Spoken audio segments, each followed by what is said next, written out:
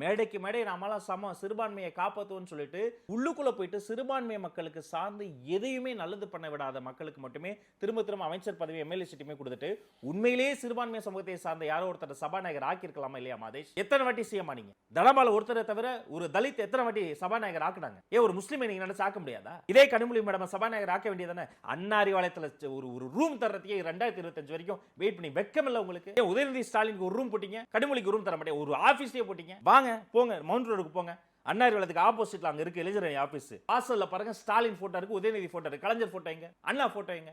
ஏன் அங்க ஒரு கனிமொழி மேடம் அங்க ஒரு ஆபீஸ் தர மாட்டீங்களா? சொந்த குடும்பத்துக்குள்ளே தர மாட்டாங்க. அங்க இருப்பதை போல ஷாவனிசம், அங்க இருப்பதை போல caste based and religion based discrimination தமிழ்நாட்டை ஆண்ட எந்த கட்சியிலுமே இல்லை. ஆனா வெளியில பேசும்போது நாமெல்லாம் ஒண்ணு, பிஜேபி தான் எதிரி. எத்தனை நாளைக்கு இந்த டிராமாவை மக்கள் நம்புவாங்க? இதே சேப்பாக்கம் தொகுதியில் இதே திருவல்லிக்கேணி மசூதி இருக்கிற மண்ணுல போய் நான் பேசுறேன். அங்க நான் பேசும்போது எவ்வளவு நெருக்கடி வந்தது தெரியுமா? பாவம் காவல்துறை அதிகாரிகள் என்ன பண்ணுவாங்க? அவங்க ஏதாவது அனுமதி கொடுத்தா தண்ணி இல்லாத காட்டுக்கு மாத்துவாங்க. ஒரு பேனர் வைக்க முடியாது, ஒரு மேடை போட முடியாது, பேச முடியாது. ஏன் நீ அவ்வளவு டெமோக்ராட்டிக்கான ஆள் தானே?